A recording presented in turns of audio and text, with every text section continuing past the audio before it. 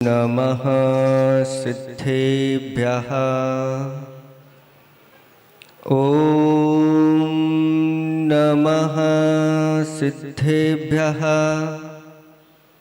ॐ नमः सिद्धेभ्यः।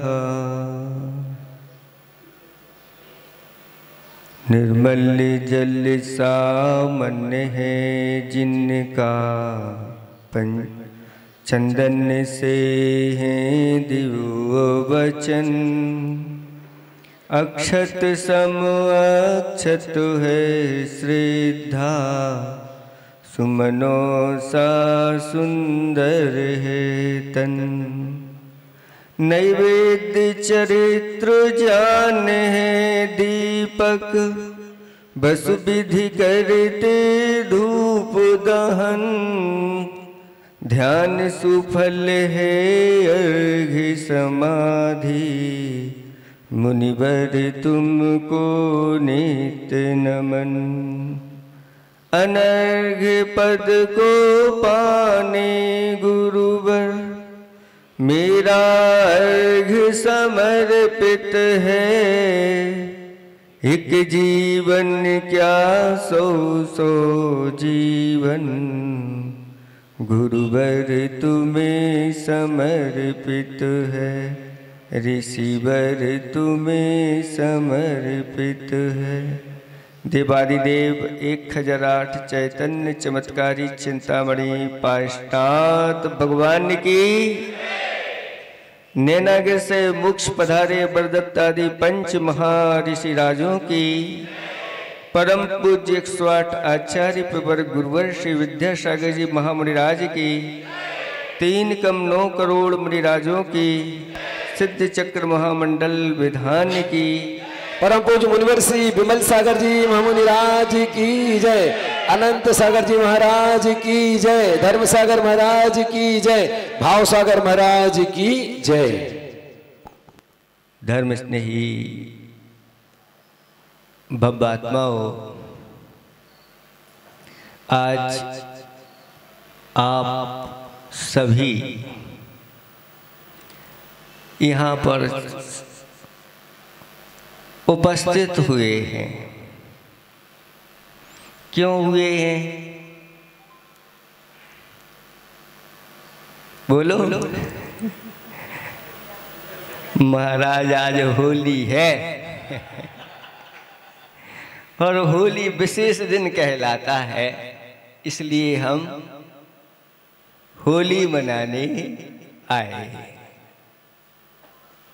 वास्तव में जो होली का अर्थ समझते हैं वो ऐसे ही गुरुओं के पास आकर के, प्रभु के पास आकर के और उनके रंग में अपने आप को रंग देते हैं।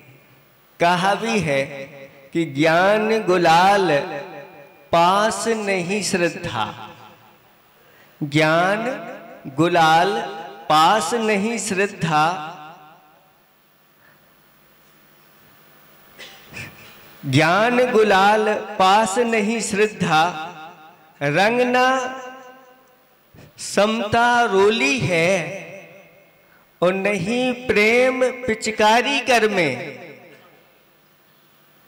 शांति केसर ना घोली है। उस शाद बाद सुमृदंग बजे नहीं। शाद बाद सुमृदंग बजे नहीं, नहीं मधुरस बोली है। कैसे पागल बने हो चेतन, कहते होली होली। हे चेतन, इस होली को तो समझो। होली का अर्थ होता क्या है? चूंकि ये अष्टानिक पर्व चल रहे हैं, उन अष्टानिक पर्व में 8 दिन देवलोग नंदीश्वर दीप में जाकर के और जिनेंद्र भगवान की पूजा अर्चना करते हैं, दिव्य दिव्य सामग्री ले जाकर के। और जब 8 दिन उनके पूर्ण हो जाते हैं तो परिक्रमा आदि लगा करके और जब बाहर निकलते हैं तो देव भी ऐसे लगते हैं जैसे रंग में रंगे हुए हों,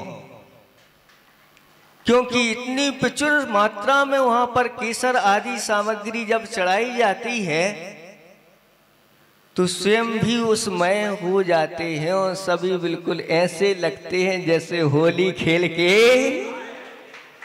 आए। ऐसे ही आचार्य भगवंतों ने आप लोगों को भी उपदेश दिया कि आपकी शक्ति वहां नंदीश्वर द्वीप में जाने की नहीं है। आप सभी 8 दिन मिलकर के अपने ही नगर में अथवा जहां आप जा सकें सिद्ध क्षेत्र अतिशय क्षेत्रों में, और 8 दिन जिनेंद्र भगवान की अर्चना पूजा करो और उसके बाद समापन पर अच्छे जलूस के साथ और केसर में रंगे हुए आप लोग दिखो। यानी वो केसर कौन सी? तो भक्ति के रंग में आप लोग रंग जाते हैं, इसी का नाम होली। पहले क्या होता था कि इस प्रकार से लोग अतिथिगण आए हैं तो उनका तिलक बंधन हो जाता था, तो थोड़ा तिलक बंधन ज्यादा हो गया तो मुख में लग गया, तो उन्होंने कहा इन्होंने हमारे मुख में लगा दिया तो इनको और पूरा रंगमय कर दिया। वो रूप तो जो जिनेंद्र भगवान की भक्ति प्रभावना का था वो तो समाप्त हो गया और ये अलग से होली एक दूसरे को खेलने लगे। वास्तव में होली तो वही है जिसके पास ऐसी ज्ञान की गुलाल है और श्रद्धा का जिसके पास ऐसा रंग है, और जो प्रेम रूपी पिचकारी अपने हाथों में लिए रहता है। प्रेम का अर्थ क्या होता है? हमारे आचार्य भगवंतों ने कहा कि सभी जीवों के प्रति प्रेम का भाव रखो, और जो सब जीवों के प्रति प्रेम का भाव रखता है वह अपने सम्यक्त को मजबूत बना के रखता है। ऐसा क्यों? क्योंकि वह किसी के साथ भी बैर भाव नहीं रखने वाला, ये प्रेम का भाव होता है। प्रेम का अर्थ होता है किसी जीव को किसी प्रकार का संसार में कष्ट ना हो, सभी सुखी रहें, सभी निरोगी बने, सभी जिनेंद्र भगवान के कल्याण के मार्ग में लगें। ऐसी भावना जिसके अंदर रहती है वह विश्व के समस्त जीवों से प्रेम करने वाला होता है। और ऐसी जिसके पास प्रेम रूपी पिचकारी है और केसर शांति जिसने अपने जीवन में घोल ली है और जिसे स्यादवाद का ज्ञान है, स्यादवाद रूपी मृदंग बाजे जिसके अंदर अंतरंग में उत्पन्न हो रहे हैं, हुलहुली उसके अंदर होती है कि अहो भाग, मुझे ऐसे स्यादवाद धर्म की प्राप्ति हुई है, अनेकांत धर्म की प्राप्ति हुई है, अहिंसा धर्म की प्राप्ति हुई है, मुझसे बड़ा सौभाग्यशाली और कौन हो सकता है। जिसके पास अरबों खरबों की संपदा है, लेकिन अगर उसको देवशास्त्र गुरु नहीं मिले, सच्चा ज्ञान नहीं मिला, सच्ची श्रद्धा नहीं मिली तो क्या? कहा है कि पंखों पर विश्वास नहीं वह परिंदा क्या, और चरणों पर विश्वास नहीं वह चरिंदा क्या। सिर्फ श्वास लेने का नाम ही जिंदगी नहीं है बंधुओं। जिसको अपनी आत्मा और सच्चे देव शास्त्र गुरु के ऊपर विश्वास नहीं वह जिंदा क्या। ऐसा जीवन तो हमने अनंतों बार जिया है, वो जीवन जीवन नहीं कहलाता। लेकिन जिसके अंदर ऐसी श्रद्धा उत्पन्न हो जाती है देव शास्त्र के गुरु के प्रति, वह फिर ये नहीं कहता ये तो लुचई पपैया और ठड़ूला आदि आदि पकवानों का दिन है। वह तो सब पकवान छोड़ करके पहले कहता है हमारे सारे पकवान तो भगवान हैं, जिनको देख करके ऐसा रस आता है कि भीतर बैठा हुआ हमारा पाप जल जाता है। इसलिए पापों को जलाने के लिए होली आई है। और जो यहाँ 8 दिन से अनुष्ठान कर रहे हैं हम तो, और जहाँ जहाँ जो लोग कर रहे हैं वो सब पापों को जलाने का कार्य कर रहे हैं। वो ही सही वास्तविक होली खेल रहे हैं। और मुनिदास तो होली खेलती रहते। आप लोग कहते हैं खेले मुनिराज अकेले वन में के मन में अगर वन में ना हो तो अकेले मन में भी खेलते रहते हैं और कर्मों की निजरा करते हुए। आपको पता है कि वो स्थान है जहाँ पर पारसनाथ भगवान का साक्षात समुद्रण यहाँ पर नैनागिरी में आया था। ये वो भूमि है जहाँ पर आचार्य भगवंत के 3 चातुर्मास उन्होंने भी यहाँ पर आकर के ऐसी ही होली खेली है। और अभी वो दिन चल रहे हैं। आपको पता होगा कि 21 तारीख को क्या आने वाला है? पारसनाथ भगवान का ज्ञान कल्याणक आने वाला है। ये वो दिन चल रहे हैं जो 7 दिन पहले से ही कमठ ने उनके ऊपर उपसर्ग किया था। और भगवान अपने अंदर बैठ करके और ऐसे ही कर्मों की होली जलाते जलाते और उन्होंने कर्मों को 4 घातिया कर्मों को जलाया और केवल ज्ञान को प्राप्त किया। ये होली के दिन कुछ इसमें फागुन के दिन आ जाते हैं, कुछ चैत के भी मिल जाते हैं। ये 7 दिन रहते हैं। इन 7 दिनों में जो प्रभु के ऊपर उपसर्ग हुआ, लेकिन उन्होंने समता के साथ सब कुछ सहन करते हुए कर्मों को जलाया। ऐसा कल्याण मंदिर स्तोत्र में एक छंद आता है कि हे भगवान, अगर किसी को जीतना है, शत्रु को जीतना है तो कैसे जीतना है? जब युद्ध में जाते हैं तो क्रोध के साथ जब उसके ऊपर चढ़ाई करते हैं, आंखें भृकुटियां सब चढ़ जाती हैं, तो उस शत्रु को वह जीत लेते हैं। लेकिन भगवान आपने ना क्रोध किया, ना भृकुटी चढ़ाई, ना हाथों में हथियार लिए, और बिना क्रोध के आपने उस कर्म रूपी शत्रु को कैसे जीत लिया? ये प्रश्न उठा करके भक्ति की आचार्य कुमुद चंद महाराज ने, और जब भक्ति करते करते उनको समझ में आ गया कि हाँ ठीक है, क्रोध से नहीं समता से भी, जैसे वन को अग्नि तो जलाती ही है, लेकिन अग्नि के बिना भी क्या वन जल सकता है? नहीं जल सकता। अरे जलता है, पूरा का पूरा वन जल जाता है जब अच्छी ठंडी पड़ती है। ऐसी तीव्र ठंडी, वो तुषार कहलाता है। उस तुषार में पूरी की पूरी फसल या वन जल जाते हैं। तो क्या है भगवान, समता रूपी तुषार से ही आपने उस कर्म शत्रुओं को जला दिया। तो शांति के साथ, समता के साथ बहुत बड़े बड़े कार्य हो जाते हैं। कहते हैं कि भारत को आजादी दिलाने का श्रेय किसको जाता है? गांधी जी को। क्यों? हाँ, बहुत बारूद लेके, पिस्तौल लेके बहुत सारे लोग खड़े हुए थे, उनको श्रेय नहीं दिया गया। लेकिन समता, अहिंसा का जिसने आलंबन ले लिया, अच्छे अच्छे बंदूकधारियों ने अपनी बंदूकें उनके घुटनों में डाल दी और चलते बने भारत आजाद हो गया। हमें स्वयं को इन कर्मों से अगर आज़ाद करना है तो हमें समता, अहिंसा आदि को अपनाना है।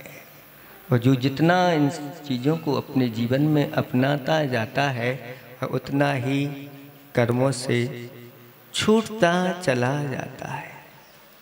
कहते हैं ये 6 चीज़ें ऐसी हैं जो दुख को पूर्ण रूप से विच्छिन्न करने में समर्थ हैं। वित्तशीलम तपोदानम संयमोर अर्हत पूजनम, ये 6 चीजें हैं।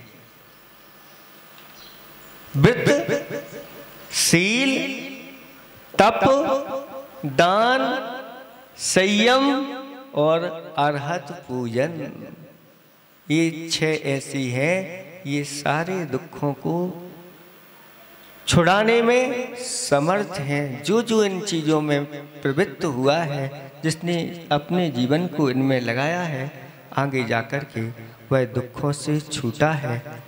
समय बहुत हो गया, ये लोग बोली लगा रहे हैं और इनको संगीत भी सुनाते चले जा रहे हैं। ये फ्री में संगीत सुन रहे हैं भी फ्री में संगीत नहीं सुनाओ, समय कम है, बोली तो जिसको जैसे लेना है वो लेना है। आप लोग इसका महत्व जो समझते हैं उनको फिर बताने की ज़रूरत नहीं, और जो नहीं समझते तो उनके लिए तो हम इतना ही बताना चाहते हैं कि ये अष्टानिक पर्व हैं और इन अष्टानिक पर्वों में प्रतिदिन का महत्व बढ़ता चला जाता है। और आज पूर्णिमा है और पूर्णिमा के दिन जो भी दान यहाँ पर करता है उसको 3.5 करोड़ गुना फल मिलता है।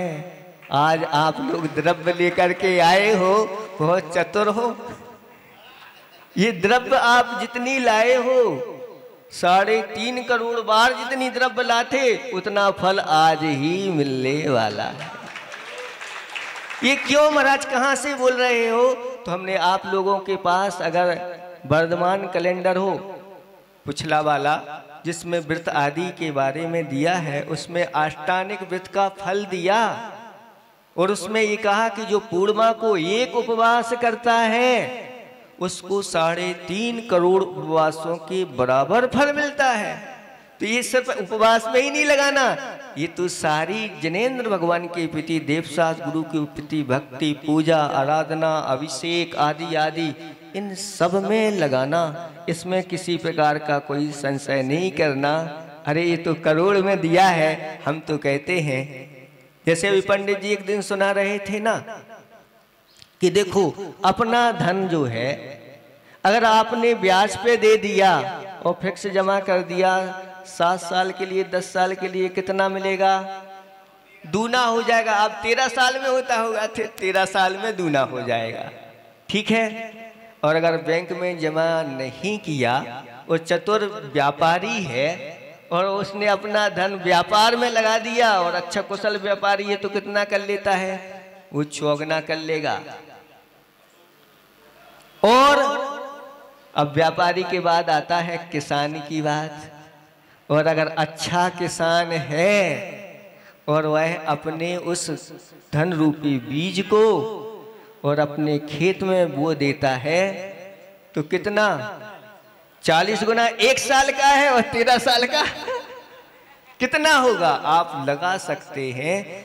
शास्त्रों में नीतिकारों ने कहा कि अगर भूमि में बो दिया तो 100 गुना, 1 साल का है, एक बार का 100 गुना। अभी 40 आ रहा तो 40 गुना, 20 आ रहा तो 20 गुना, 13 साल में कितना होगा? आप लगा सकते कितने गुना होगा।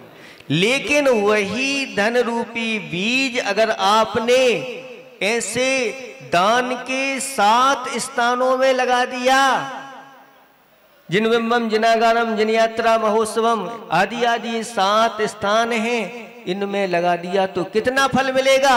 1000 गुना, लाख गुना, करोड़ गुना, अरब खरब नहीं, अनंत गुणा फल फलता है, ऐसा आचार्य भगवंत ने। इसलिए आचार्य ने खाई को बना दिया कि पुण्य फूला है, पुण्य हाँ, बसंत ऋतु चल रही है और बसंत ऋतु में फूल जाते हैं, मोर बहुत आते हैं। पुण्य फूला है, पाप का पतझड़। बसंत ऋतु आने से पहले पतझड़ पाप का, पत्तों का हो जाता है और पुण्य फूल जाता है।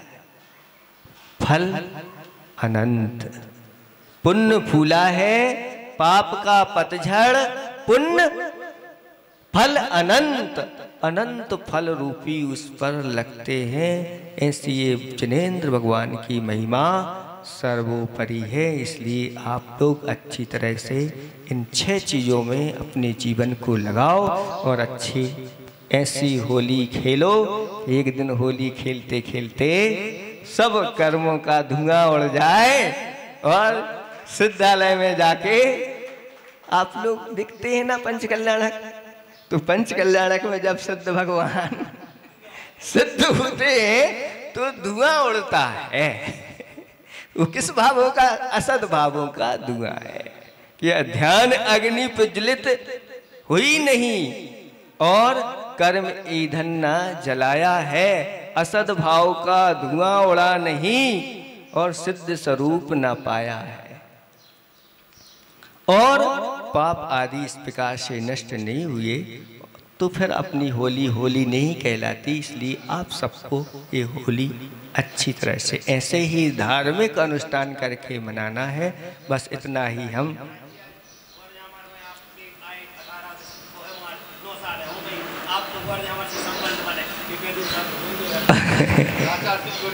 अब संबंध नहीं बनाना, अब तो पहले से बना हुआ है। गौर जावर वालों का संबंध बनाना क्या है? एक बार बन गया, कहते आचार्य भगवंत ने के भक्त और भगवान का ही संबंध हुआ करता है। ये भी संबंध है, ये शास्त्रों में लिखे हुए हैं। इतने प्रकार के संबंध होते हैं, उसमें एक भक्त और भगवान का भी संबंध होता है। अब बनाने की जरूरत नहीं, आप तो भगवान के पास आ गए, देवसाद गुरु के पास आ गए, तो बस आपका संबंध बना हुआ है। अब इसमें कोई संशय होता है तो पूछने के लिए पूछने के लिए लोग संशय किसी प्रकार का रखो नहीं। हाँ, आज तक जितने भी भगवान बने हैं वो सब भक्त बन करके ही बने हैं। लेकिन कुछ लोग ऐसे भी नारे लगाने लगे हैं, भक्त नहीं। ऐसे नारे कभी लगाना नहीं अपने जीवन में, नहीं तो कुछ नहीं बन पाओगे, कभी नहीं बन पाओगे।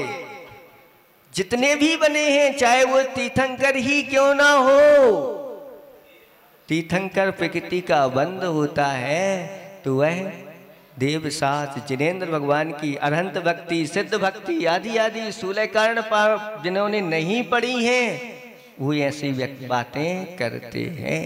तीर्थंकर भी पहले उन्होंने भगवान की भक्ति आदि की है। बिना भक्ति के पादमूल में बैठने को नहीं मिलता। इसलिए पहले भक्त बनेंगे, भक्त बन के भगवान बनेंगे, यही सही मार्ग है। अहिंसा परमो धर्म की। परम पूज्य गुरुदेव के पाद प्रकट जग में दूसरी चीज नहीं, हर बस थोड़ा मोल ले, इसका कोई मोल नहीं। गुरु के चरण पद पखारो, आचरण निहारो, आप यहाँ रे, आप यहाँ रे।